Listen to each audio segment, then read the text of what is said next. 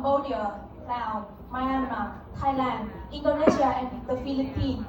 Asia DMC subsidiary company HG Aviation is the ground handler for the Indigo airline, which launched the first direct flight between India and Vietnam in 2019, and currently operate 14 flights per week to Hanoi and Ho Chi Minh City.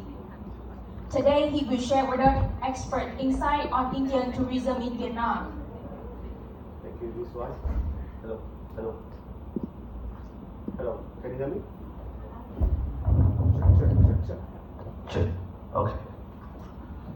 So, good afternoon and xin chào to Vietnamese friends and namaste to Indian friends. The topic is a little bit interesting because the Indian tourists started coming into Vietnam. So I would like to present something about the Indian tourism, how it can shape our future in Vietnam. So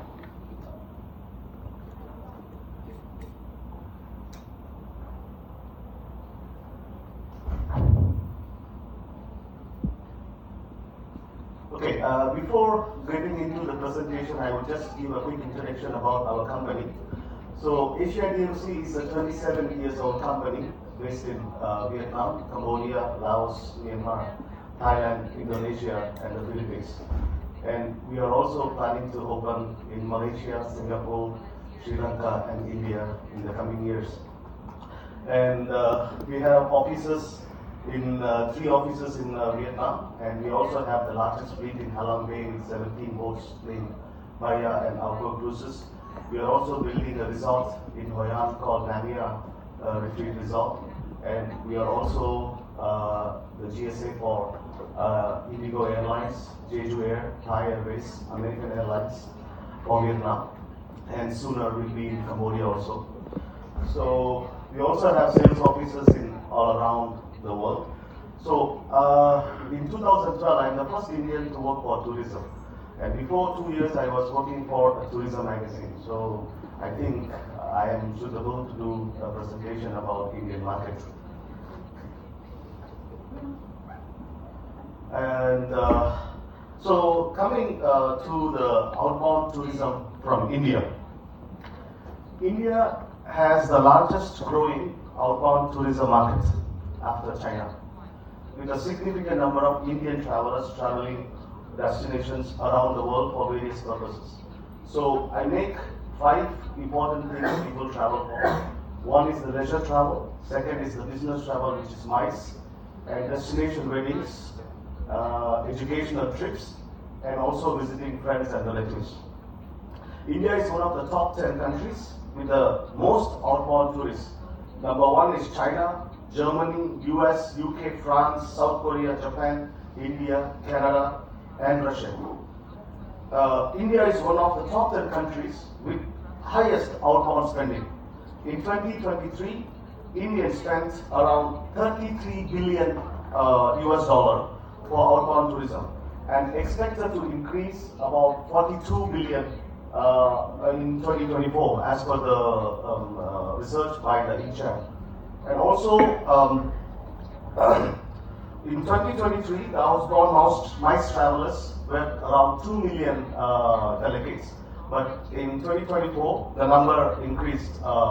This is for all around the world.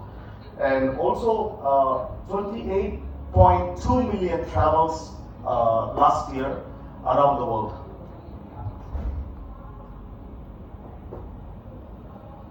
So this is the number of arrivals per country. So the number 1 country Indians travel is Dubai, which has around 2.2 million Indians traveling to Dubai. And second is Thailand, which is about 1.68 million tourists from India. Third is Singapore, which is about more than 1 million tourists. And Malaysia is around 671,000. And you can see Vietnam is not even half of Dubai or the other countries. So how to increase this one? So these are the current statistics from the GSO, General Statistics Office from Vietnam. So how we are going to improve this number? This is for 392,000 is for the last year, 2023. And if you look into the spendings,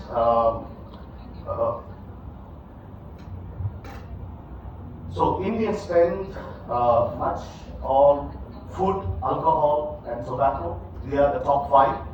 And garments and fabrics, they are the top 3, top 5. And leather and synthetic goods, top 3. Cosmetics, skincare, perfume care products, top 2. Jewelry and watches, top 4. And electrical and camera and accessories is top 3. So this is a record from the World Tourism Council, Travel and Tourism Council, as per the 2023. These numbers may increase, or maybe in some cases it may go higher in 2024. So this is the amount spent in 2019. Indians spent around 22.9 billion US dollar for outbound tourism, and the growth rate was around 11 to 12% annually. Then 2020 and 2021 was pandemic. It was people could not travel outside. In 2023, the total outbound tourism spending, it was just after the pandemic, is about 28 to 30 billion US dollar. And in 2024, it's projected that is around 32 to 35 billion US dollar Indians will spend for outbound tourism. And by 2030, it's projected that 55 to 60 billion US dollar Indians will be spending for outbound tourism. So, how Vietnam is approaching the Indian market? If you compare 2019 and if you compare 2024, Vietnam visitors to Indian visitors to Vietnam are expected to increase at least 1,000% to pre-pandemic. And we had until 2024 May, we had around 196,000 Indians arrived into Vietnam for various purposes. And 231,000 Indians arrived to Vietnam until the first 6 months of this year.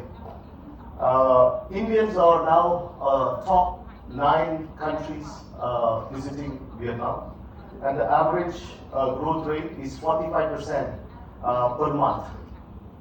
And currently we have 60 direct flights from India to Vietnam, which is to Ho Chi Minh City, Hanoi, and sooner to Da Nang from Ahmedabad. And many hotels in 2012, when I joined tourism, there was only one Indian restaurant in Da Nang, 3 Indian restaurants in Hanoi, and 7 Indian restaurants in Ho Chi Minh City. But in 2024, you can't imagine there are more than 175 Indian restaurants all over Vietnam. There were certain time in Ha Long Bay we were not able to cater Indian food. I will come to the point why Indian food. We were not able to cater Indian food to Ha Long Bay, which was a 4 hours drive from Hanoi to Ha Long Bay before the express highway was there. We had a lot of challenges. So we used to buy soju akumru from this yogurt. So we buy soju akumru from Hanoi and we bring it to Ha Long Bay, and we buy the pickles. So it was very difficult, but now almost every cruises, every hotels in Ha Long Bay, they provide Indian food. And the best part is almost all the top hotels in Vietnam and also 4-star or 3-star hotels, they provide 2 to 3 Indian items for breakfast. When in 2012 we need to go and literally fall on the hotel's feet, can you please provide me Indian food? They will say, no, we don't provide Indian food. Can I cater from outside? Sorry, we don't allow you to cater from outside. But things changed. Hotels are improving. It's because the volume is getting more and more. There was because the food part which I was insisting, in India we call this unity in diversity because we have different religion, different language speakers. So it's like a country united into a big country. So many people cannot eat beef, many people cannot eat pork. So if you go for a breakfast, and many people cannot eat non-vegetarian. So if you provide a breakfast with phở bò or bún bò or bún chả, many people cannot handle it.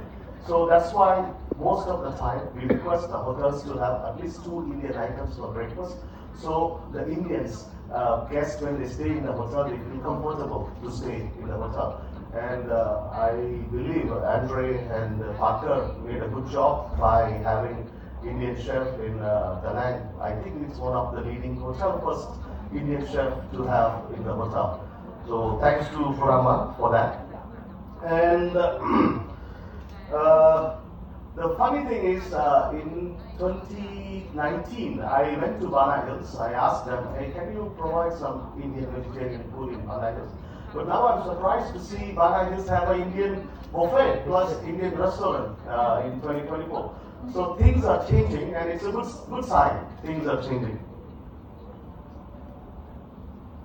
So these are the direct flights from India to Vietnam. So currently from India, there are 5 destinations connected, and as I said, there are 60 flights connecting into Vietnam per week, and by 2026, it could be 120 flights. That means double the increase. Especially like Indigo, as I was mentioning, we are GSA for Indigo. If you would have read the news, Indigo has a Guinness record for ordering 500 aircrafts to Airbus and Boeing. So sooner or later, there will be a direct flight operated by Indigo to Da Nang. And so now the growing interest. I know you all know them. So you know on the Mr. Chong and Prime Minister of Vietnam, and the other 3 are the ex-Prime Minister, our current Prime Minister, and the first Prime Minister of India. So from the time of independence, Vietnam and India has been always a friend. We were not enemies, or we were not like not supporting each other. We were always supporting each other. And if you notice recently, Vingroup has invested $2 billion in my state, Tamil Nadu, in India. They have invested for the VinFast car factory. And cooperation in science, technology, agriculture, energy, information and communications, education and training, cultural, tourism, and people to exchanges have been developing positively all over the years. And the connection between 2 countries also has strengthened from independence until now. The Prime Minister of Vietnam was in India recently, and if you notice, Adani Group, which is one of the largest, richest man in the world and the largest corporate in India, is going to invest $10 billion into Vietnam. One would be the project would be $2 million investment in Lien Chiu Port in Da Nang, and the company is also interested in working on aviation and logistic cooperation projects, including